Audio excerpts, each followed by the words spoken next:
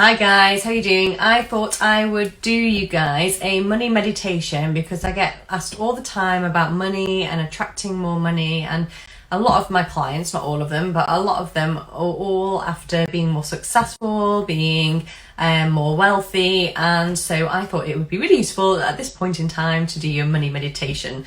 So I have done one, but I really wanted to explain some stuff before we get into the nitty-gritty of the meditation. So definitely watch this video before you get started on the meditation, because it will give you some really good helpful hints and tips.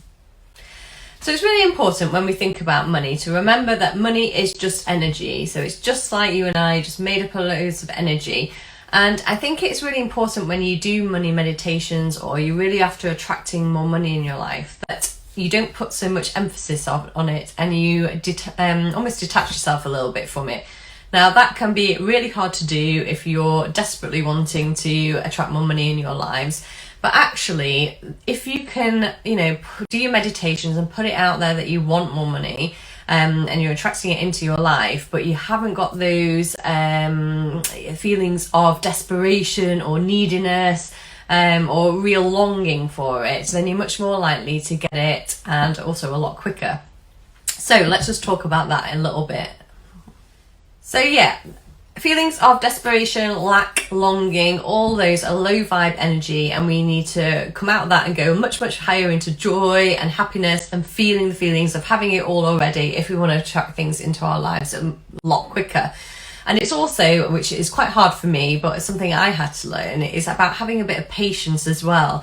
So I remember my spiritual teacher saying to me, look, Christina, you don't plant a seed and have like a big blossoming, tree or whatever the next day, or you don't grow crops within a day. You have to plant the seed, and then it takes time to nurture it and to grow it, and then to reap the harvest at the end of it.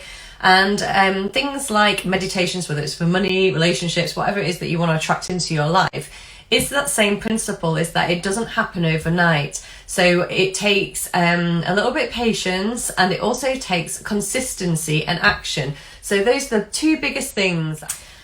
Yeah, so the two biggest things that I could advise you really is that you have to take action, and it has to be consistent. So you can't do a money meditation or any kind of meditation once and expect good things to happen. You have to do it like consistently. They say like it takes 21 days to form a new habit, 30 days to really embed it. So, on that principle, you should be doing meditations for whatever it is that you want to attract into your life, like morning and evening, ideally. First thing in the morning, so it sets you up for the day.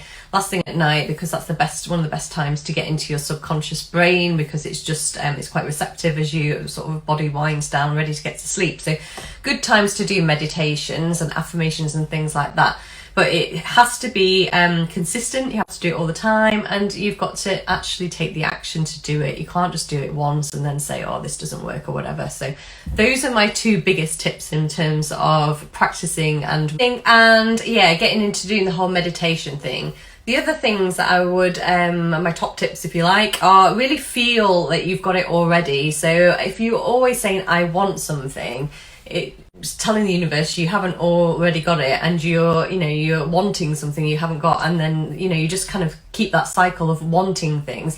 So that's why when you listen to a lot of meditations, they say you should feel it. You should feel it as if you've already got it now. So if you want to go on 3 luxury holidays a year, then just picture yourself on those holidays, really visualize it, really, using NLP principles, turn up the feelings and the sounds and noises, and really get into it. And if you're watching it from afar, if you can see yourself, put yourself in yourself, if that makes sense, and really embody it, feeling those feelings of richness, and that will really help you.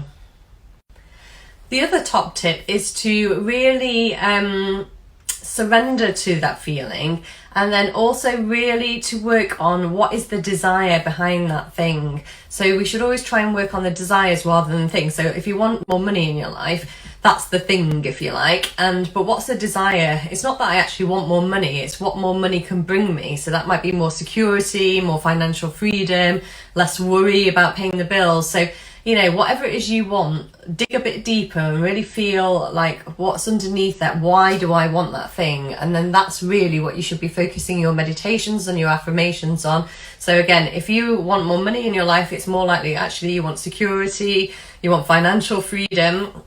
Even if financial freedom boils down to security, doesn't it? So really dig deep and find out what your desire is and focus on that rather than the thing. So those are really my top tips. One, stay out of vibes of neediness, lack, all those kind of vibes, because that's just make you stay down there. So we need to feel rich. So do things that make you feel rich. It might be going for a walk. It might be looking around your beautiful home. You know, things that bring you up and make you feel good. That's where you want to be when you're doing this affirmation stuff. When you're listening to affirmations and meditations, make sure you're doing it consistently and with action. Try and do it at least once a day, preferably twice a day, morning and evening, at least for 21 days, 30 days, ideally, to try and embed that consistently. You can obviously do it a lot longer than that if you need to. And then what else? Surrender to the fact it's already yours. And oh, sorry, I thought I was going to get cut off then. Surrender to the fact it's already yours, and then also focus on the desires and not the thing itself. So those are my top tips. Thank you very much for watching the video, and get in touch if you would like a copy of my money meditation. Thanks guys, bye.